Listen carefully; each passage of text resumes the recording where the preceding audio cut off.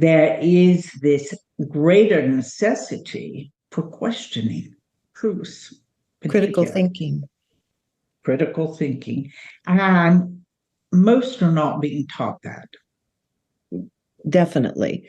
So the educational systems must change as well.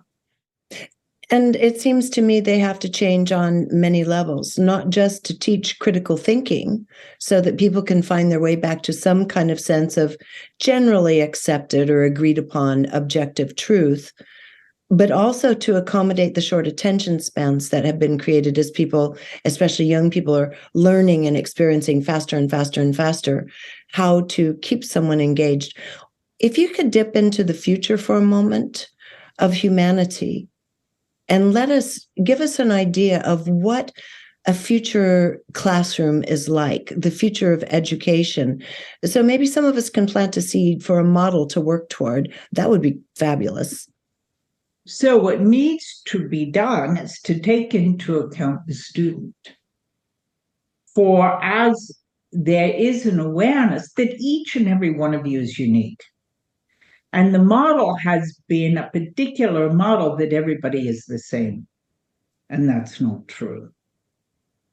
There are differences in the way individuals process information. Some are auditory learners. Some are visual learners. Some accomplish both, but most have a particular distinct way of learning. So it must be addressed, those things. If a student is a better auditory learner than visual learner, then they must be allowed, if you would, to have lessons auditorily spoken. And now it's more visual than auditory. It's read the book, look at the picture. And if the mind does not process completely in that way, the education is stunted.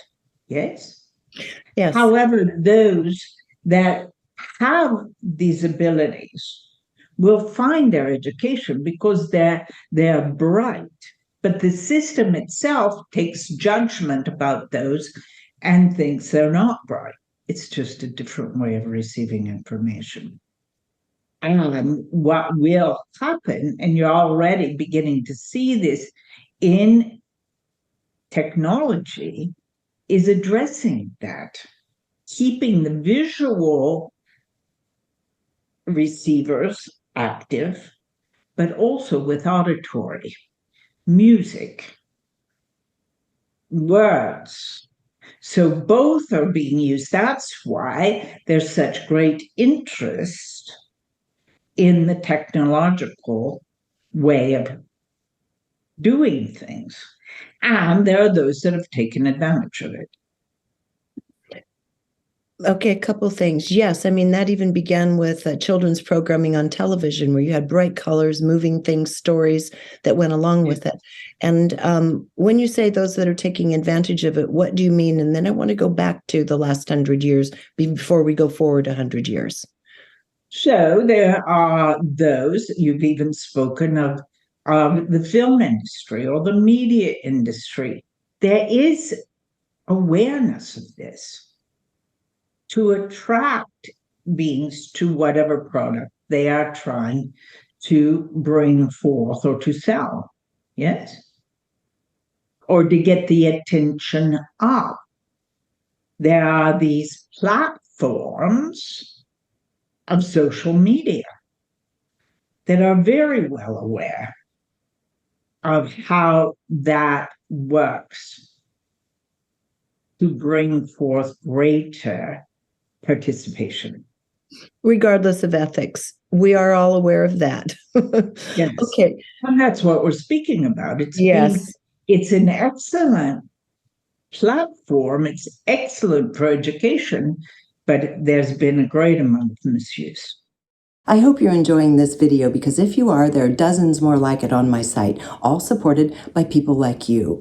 So if you'd like to keep this work rolling in and join our community, just click on the Patreon button at reginameredith.com. That also gives you access to insider commentary, my live book club, and other live events with special guests. So join in. Thanks. So let me go back a moment from a moment ago when you were talking about this advancement, because we have audio visual in the opportunity for people to learn now. And that is when people became educated in mass, when it was required to go to school, which happened more first in the Western world and later in the East. I have wondered about that exact thing. What happens when you take someone who has learned through experience and storytelling and family and so forth, and then you reduce it to digits on a page, literal digital information, black on white pages, for example? That had to have been, on one level, quite a limitation to the system for at least a good portion of the population in terms of learning, while maybe a boom for the other part. Can you talk about what happened when we were all forced to read black digits on white pages, and that was it, and we've been judged by that, our ability to do that since then? That's what we were talking about. Mm-hmm. Great judgment. And so those that could not process well in that way did not mean they couldn't have intelligence. It's just a different processor, you might say, in the mind, in how the brain works and how information is disseminated. And so it had been a great disservice, and many were judged and labeled of not intelligent when they were, and still are in many cases. There are those evaluations and judgments that are simply untrue. That those who are not that way of dissemination of digits on a piece of paper to look at, that are auditory learners, then they were many left behind. But because the human and the soul is so desirous of expansion, they find their way, and many have. Many have dropped out of school to learn in the ways of nature and natural experience and sought that out and have had great success. They've adapted and acknowledged how they learned and were curious enough to expand and to succeed. But many get diminished and believe the outside themselves judgments that they can't, and so give up.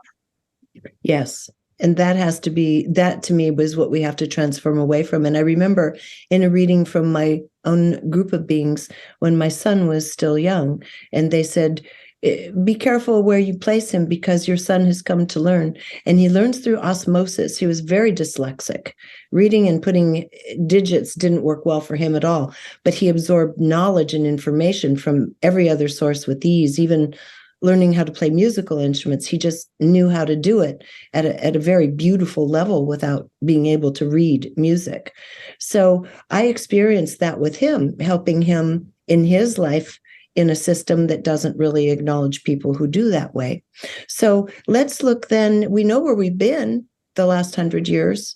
Let's look at what the besides taking into account the individual and acknowledging some are auditory versus visual, and some simply learn by osmosis. They're just clairsentient, so to speak. What does a classroom of the future look like? If you could tell us kind of what an average classroom would look like 50 years from now or 100 years from now, of course, depending on the decisions that we make, assuming we go on that parallel timeline for the better. So the beautiful part about the technology we're speaking about is that it can be adapted to serve all those beings. Yes. Educationally. so that it's not one way. And that's what we're saying. Many have realized this to be true and have used such as social media and programming to address that so they could get as many users or participants as possible in the more than 8 billion beings on your planet. So there has been this knowledge or awareness that this is happening that will translate into education and be utilized in a much better productive way to assist educationally. And it's a global education. It's not independent from one country to the other. It would serve all. So that's important as well. But understand this, it's when the automobile was brought forward, there were drawbacks to that. When the first automobiles would drive opposite directions on a road, they often ran into each other because the individual needed to learn how to process noticing the other vehicle, but not focusing only on that, but focusing on the road. Yes? Yeah, we Because still when do they that. focused on the other car, that's where they ended up. Yeah. No, that's So it's true. a process. So, Yes. yes. So, if I'm hearing you correctly, we're going through the stage of evolution where technology has come to us through inspiration, through collaboration interdimensionally or wherever from, usually because of the monies involved and also mechanisms of society. This comes through the military as a rule of our world, the militaries of our rule, and even I would add even kind of secret projects. So we've got that part. We've got the technology here now. We haven't necessarily learned the proper levels of discernment in terms of the quality of what we expose ourselves to and our children to. But because of the technology being here and the changes within the physical structure, including the brain, where the technology is increasing at large our intelligence into almost an advanced aspect of human beings. So that's the good part. If you enjoyed this video, be sure to subscribe to my YouTube channel. And you might also want to consider joining Patreon, which allows me to keep all of this content free and available to everyone. And if you're looking for like-minded souls, you might also enjoy my online community called Our Neighborhood. Links to join are in the description.